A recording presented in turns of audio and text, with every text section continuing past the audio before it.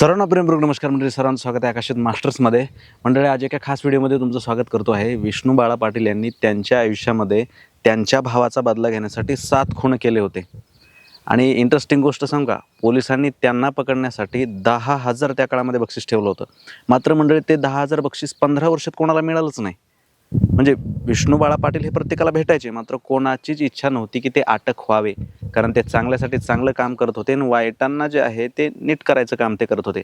फार इंटरेस्टिंग जी आहे ती त्यांची स्टोरी आहे, रक्तरंजित इतिहास आहे. फार काही तुम्हाला ह्या व्हिडिओमधून जे आहे ते पाहायला भेटणार आहे. चला सुरू करूया. सर, स्वागत आहे सर्वांच्या वतीनं. कसे आहात? आहे, बरं आहे. साधा सरळ प्रश्न विचारतो आहे की काय सांगाल की फक्त भावाच्या याच्यासाठी 7 खून जे आहे ते त्यांनी केले, याच्याकडे तुम्ही कसं पाहताय? काय कारण होतं? मूळ सुरुवात कुठून झाली थोडक्यात? तो काळ होता जे बंधुप्रेम, त्या वेळचं बंधुप्रेम इतकं होतं की म्हणजे आजचा काळ बघितला आणि तो काळ बघितला, त्यातून एकच स्पष्ट होते. त्या काळची माणसे अशी होती लोक की त्यांना कुटुंब, बंधू, आई वडील यांच्या व्यतिरिक्त बाकी काय नव्हतं जी. त्यामुळे इतकं बंधुप्रेम होतं की त्यांच्या दोघांच्यातही, म्हणजे दोन्ही आजोबा आमचे होते, दोघांच्यात इतके बंधुप्रेम होते की न सांगणे इतपत. म्हणजे त्यांना एक राम लक्ष्मणाची जोडी म्हणतो ना, तसं सर्वसाधारण म्हणा त्यांचं हे होत. पण काय हे जे हा जो सिरियल झाली सुरू ही खून करण्याची, हे काय कारण काय होतं? कुठून सुरू झालं हे सगळं? काय झालं नेमकं? त्यावेळेचं कसं होतं, स्वातंत्र्यपूर्व काळ, आणि त्यामध्ये म्हणजे आत्ताचं काँग्रेस आय जे आहे त्यांचंच, पण गांधीजींचं काँग्रेस, बर, त्या काँग्रेसचं एक नेहरूजींचं काँग्रेस, त्यांनी त्यावेळेला म्हणजे स्वातंत्र्यपूर्व काळात, म्हणजे 47च्या अगोदर, बर, 1947च्या अगोदर गावामध्ये सोसायट्या आणि पाणी पुरवठा ह्या स्कीम, संस्था देऊ वाटप चालू केलं. वाटप चालू केल्यानंतर गावामध्ये पहिलीच संस्था आली, तांबवे ग्रुप विकास सेवा सोसायटी. मग ती ग्रुप विकास सेवा सोसायटीच्या पहिल्या चेअरमन पदावरून हे सगळं घडलं, सुरू झालं म्हणायचं.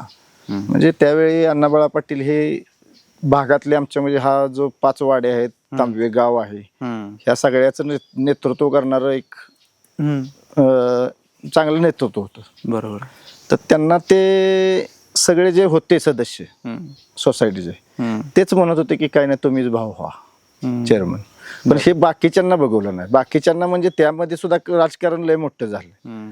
हे सगळे बंधू, घरातलेच सगळे, म्हणजे बाकीच्यांना जे बघवलं नाही म्हणतात, ते घराचेच होते, घरचेच सगळे. फक्त त्यांना एक विरोधाभास करून देणारी व्यक्ती होती, ती वाण्याची होती. विरोधाभास हा त्यांच्यात नव्हताच मूळचा, पण तो आणला गेला तो वाण्याने आणला. तो त्यांचा पूर्वजात होता का? वैमनस्य काही पूर्वजात नव्हतं किंवा काय नव्हतं. खेळीमेळीचं वातावरणात सगळं चाललं होतं. वाण्यानी तो, बरोबर, वाद आणून त्यांनी चालू केलं. पण काय आहे की मी त्याच्यामध्ये असं ऐकलं आहे, एवढे खून करून सुद्धा बक्षीस ठेवलं होतं काहीतरी, किंवा जो त्यावेळेला 1952 सालचा तो हा आहे. माझ्याकडे त्याचं कात्र नाही, मी तुम्हाला देऊ शकतो. बर. त्यावेळेला त्यांनी 5,000 रुपये रोख रकमेचा हे ठेवलं होतं, बक्षीस ठेवलं होतं पकडून देणाऱ्याला. पण ते काही शक्य झालं नाही, ते बक्षीस कुणाला गेलंच नाही म्हणणं. कारण त्यावेळची माणसं अशी होती की त्यांना, मी तुम्हाला पहिल्यांदा पण सांगितलं बघा, की त्यावेळेचं प्रेम, घर, कुटुंब ह्या व्यतिरिक्त काही नव्हतं. पैसे वगैरे, आत्ता कसं आहे, माणूस पैशाच्या मागे आहे, त्यामुळे काहीही करू शकतो. बरोबर. त्यावेळेला पैशाला किंमतच नव्हती. त्याच्यामुळे माणसांना त्या 5,000ची किंमत नव्हती. माणसांना किंमत कुणाची होती? माणसाची. बरोबर. त्यामुळे ते गावणं किंवा पकडून देणं ही सोपी गोष्ट नव्हती त्यावेळेला. बरोबर आहे. पण आता विष्णू बाळा म्हणतात त्यांनी जी माणसं मारली 7 जण, ते नेमकी नात्यानं कोण होते आणि काय काय नाव होते त्यांचे? आता नात्यानं बघा, हे बघा, आमचे चुलत आजोबाच, म्हणजे विष्णू बाळा पाटलांचे सख्खे चुलत भाव, जगुदोंडी, हम्म. जगन्नाथ दोंडी पाटील, बर. जगुदोंडी. हम्म. ते पण आमच्या चुलत आजोबा आमचे लागणार, हम्म. ते घरातलेच. आता आमची जुनी घरं जर बघितली तुम्ही, जुनी तिकडे होती. आता आम्ही आता इकडे 2000 सालापासून इकडे आलोय. जी. म्हणजे 2000 साली बांधलंय, हम्म. 2019 नंतर आम्ही इकडे आलो. पूर वगैरे आल्यानंतर मग इकडे शिफ्ट झालं. तर पहिलं तिकडेच राहायचो. बर. तर समोरासमोर घर, हम्म. एका ह्याच्यात घर, एका वाड्यात घर. हम्म. मग ते आत्ता काय आमच्यात नाही. हम्म. तो काळ होता, तो त्यांच्या बरोबर गेला. अगदी अगदी. तो काळ होता, त्यांच्याकडून झालं. तो त्यांच्या बरोबर काळाबरोबर ते वैमनस्य पण गेलं आणि सगळंच गेलं. हम्म. आता काय एवढं ह्याच्यातलं कोण नाही. म्हणजे आम्ही पण हे करत नाही, तेही हे करत नाहीत. बरोबर. त्या वैमनस्याच्या गोष्टी बाजूला गेल्यात आमच्यापासून. आता आम्ही सगळे एकत्र असतो. बरोबर. पण तरी एक 7 नावं सांगायची झाली तर काय काय नाव होते त्या सगळ्यांची? 7 नावे म्हणजे काय आहे आता, राजाराम बनपूरकर एक होते, एक. ते बाहेरचे होते. हम्म. परत वाणी एक होते. हम्म. परत हरिभाऊ पाटील म्हणून होते. हम्म. परत चंद्र कारभारे होते. हम्म. असे आहेत. परत त्यामध्ये काय अनावधानाने एक व्यक्ती गेलाय. हम्म. बरोबर. मग ते असं अनावधानाने गेलेला होता, तो त्याचा काही दोष नसताना सुद्धा तो गेला, मारला गेला. त्यामुळं बरोबर. पण काय सांगाल की एवढं होऊन सुद्धा लोक पकडून द्यायला तयार नव्हते त्यांना, आणि लोक त्यांना चांगलंच मानत होते. काय कारण असावं? काय कारण असं म्हणजे त्यांना पहिल्यापासून एक छंद होता शिकारीचा. हम्म. शिकार कशाची करायची? हम्म.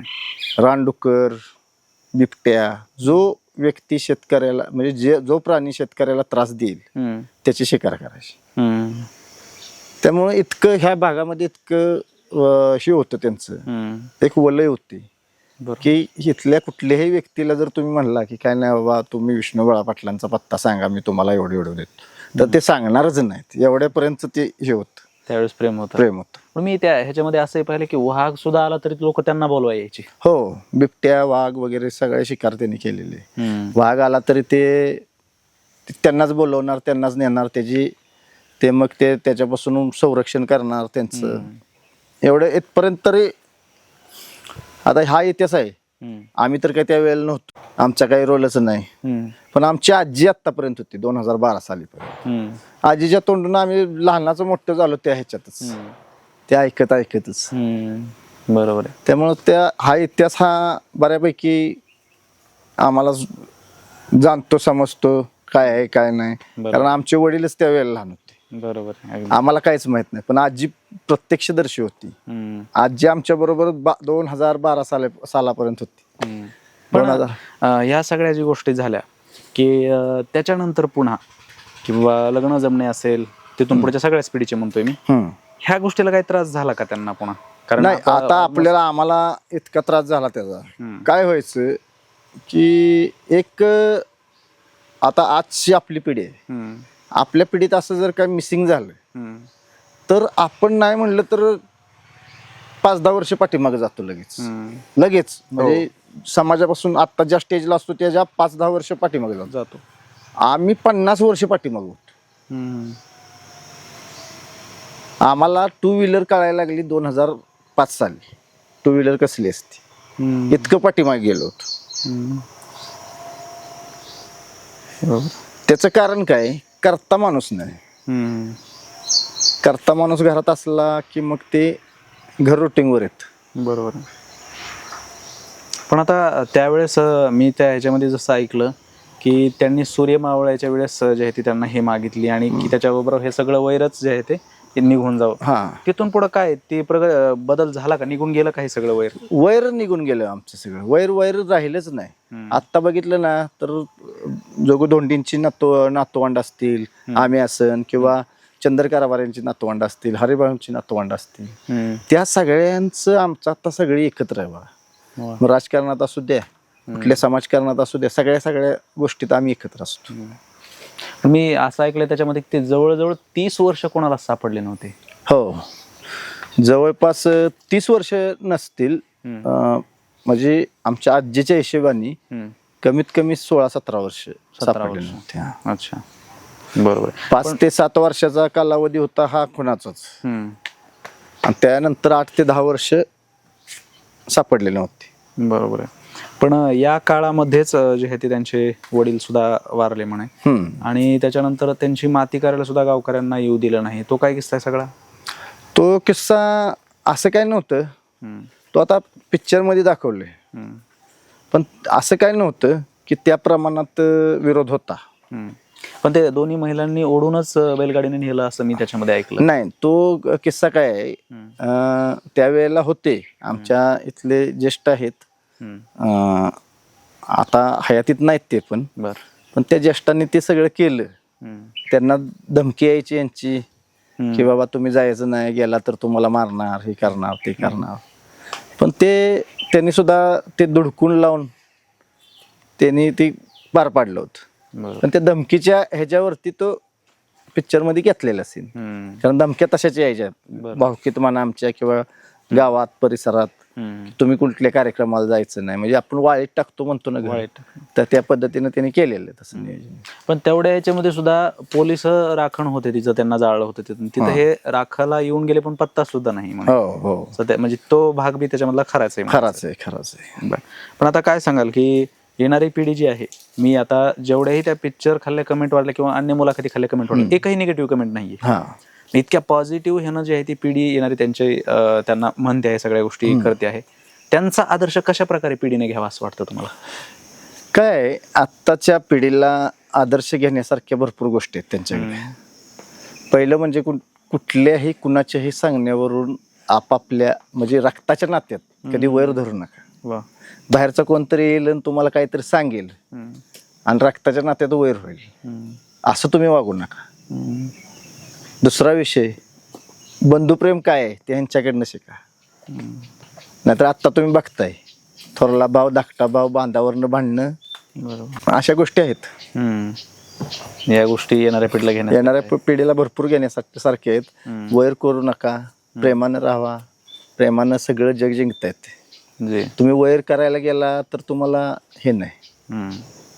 पण एक शेवटचा प्रश्न विचारतो आता की त्यांना जेव्हा शरण आले, मग शरण आल्यानंतर सुद्धा ही शरणाची प्रक्रिया काय होती पूर्ण? आता त्याच्यामध्ये असं दाखवलं गेलेलं की यशवंतराव चव्हाण साहेब त्यांनी जे आहे ते हे केलं, काय प्रक्रिया होती ती? ते त्यावेळेला कसं होतं, यशवंतराव चव्हाण पहिले मुख्यमंत्री महाराष्ट्राचे तेही होते. परत आमच्या इथं आमच्या आजोबांचे सगळ्यात जवळचे जिवलग मित्र डी.जी. पाटील म्हणून, ते राजकीय ह्याच्यात, आणि अण्णाबाळा पाटील ही राजकीय ह्याच्यामध्ये असल्यामुळं त्यांनी जवळपास प्रेशराईज केलं ह्यांना. राजकीय नेते जे होते, समजा डी.जी. पाटील असतील, आमचे भाव असतील अण्णाबाळा पाटील, त्यांना प्रेशराईज करून ते म्हणले तुम्ही त्यांना हजर करा. तुम्ही हजर केलं, आम्ही त्यांना शिक्षा कशी कमीत कमी होईल ते कमी करून माणूस तुम्हाला आम्ही परत देऊ, असं आश्वासन दिलं होतं. पण त्या आश्वासनाला जागलं, कुठलाच नेता जागत नाही आश्वासनाला. हे 100% मला आता मी राजकारणातच आहे, मला संपूर्ण आता इतिहास कळायला लागला राजकारणाचा काय असतं तो. अशा गोष्टी आहेत. त्याच्यानंतर पुन्हा ही प्रक्रिया कशी काय घडली पुढे काय, मग त्यांना आता मी आता आमच्या जमिनीवरती सहकार नाव होतं, सरकारचं का नाव होतं तर ते सापडत नव्हते त्यावेळेला. आमची जमीन सगळी हस्तगत केलेली सरकारने, आमच्या टोटल उतार्यावरती सरकार नाव होतं. मग ते नाव कमी करायसाठी मी बरेच प्रयत्न केलेत. म्हणजे त्यावेळेला गृहमंत्री होते हे आपले आराराबांनी मदत केली आम्हाला भरपूर. नागपूरच्या जेलमध्ये जाऊन हे करून सगळं आम्ही हे केलंय. आपल्याला मृत्यूचा दाखला भेटत नव्हता, मग त्यासाठी आपण भरपूर प्रयत्न केले. पण त्यानंतर आम्हाला कळालं की 1982-83 पर्यंत ते नागपूर जेलला होते, म्हणजे जिवंत होते. पण तिथून पुढचं कसलंच रेकॉर्ड नाही, आहेत म्हणून पण नाही, फाशी दिली म्हणून नाही, किंवा मृत्यू झालाय म्हणून नाही, कसलंच रेकॉर्ड नाही. आता ते असू शकत नाहीत, 100% मान्य आहे. कारण आता वय जवळपास 125, म्हणजे आता जर ते असते तर 125 वय असते. 125 वर्षापर्यंत जगणं शक्य नाही, नसतीलच आता, आम्ही गृहीत धरले. पण जर असते तर 85 साल किंवा 2000 सालापर्यंत म्हणा, जवळपास 2000 सालापर्यंत. आता आजी आमची 2012 साली वारली, त्यांचे थोरले बंधू म्हणजे अण्णाबाळा पाटील 1992 साली वारले. 92 सालापर्यंत ते होते, म्हणजे हे 2000 सालापर्यंत तर जगली असती. असते. हा. 2000 सालापर्यंत आम्हाला आशा होतीच की असतील असतील असतील. हम्म. तिथून पुढं परत आमचे थोरले आजोबा वारले, आजी वारली, आमच्या आशा मावळत गेले. हम्म. त्यामुळे आम्ही त्या रेकॉर्ड पर्यंत तिथपर्यंत गेलो होतो. हम्म. पण आम्हाला एक कात्रण भेटलं. हम्म. ते कात्रण मी तुम्हाला देतो. हम्म.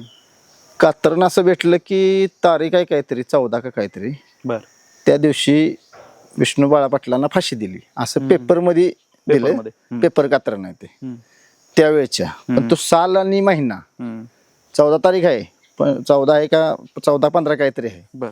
पण ती कोणत्या महिन्याच्या आणि कोणत्या वर्षाच्या ही माहित नाही. माहितच नाही. कात्रण आम्हाला एका जेलरनी दिले ते. हम्म. त्यावेळेला ते तिथं जेलर होते. असं असं. त्यांना म्हणलं खरं तुम्ही सांगा, तर म्हणले मी नाही सांगू शकत, मी मरेपर्यंत सांगू शकत नाही. हम्म. आणि जे बेडवर होते ना ते ज्या वेळेला बेडवर होते हम्म. जेलर तिथले नागपूर जेलचे, हम्म. त्यांनी ते कात्रण आम्हाला दिलं. त्यावेळेला ते संपूर्ण बेडवर होते, म्हणजे मला वाटतं त्यांची 2-2.5 महिन्यात डेथच झाली. हम्म. बरोबर आहे. अगदीच. आणि तेच कात्रण परत मला आमच्या इथलेच आहेत सदाशिवगडचे, हम्म. आणि एक पाहुणे एक आहेत आमची, हम्म. त्यांनी पण ते सेम कात्रण मला दिले. हा. पण त्याची डेटच कुणाला माहित नाही. हम्म. फक्त तारीख आहे, इयर माहित नाही, इयर माहित नाही, वर्ष माहित इयर माहित नाही, महिना माहित नाही. नाही. आता आम्ही त्याच्यावरती बघितले, म्हणजे तो फॉरेन्सिकला पण पेपर देऊन बघितला, कारण ओरिजिनल पेपर होता तो. हम्म. तो किती सालापर्यंत जातोय बघायचं म्हणलं, पण त्याच्यात पण समजणं झालं व्यवस्थित काय. पण काय ते जमीन पुन्हा मग कसं झालं, मिळाली की नाही तुम्हाला? नाही, जमीन मिळाली. आराराबांनी त्यावेळेला विलासराव देशमुख तुमचेच साहेब हो. मुख्यमंत्री होते. हम्म. मग विलासराव आराराबांनी ते त्यांचं लेटर हेडवर दिलं, हम्म. मुख्यमंत्र्यांना लेटर दिलं. हम्म. ते मुख्यमंत्री साहेबांनी कलेक्टर ऑफिसला एक लेटर दिलं होतं. हम्म. त्यांनी मग जवळपास 90% क्षेत्र हम्म. आमच्या नावावरती करून दिलं. बर. पण 10% त्याच्यावर सरकार अजून आहे आमच्या जमिनीवर. बर.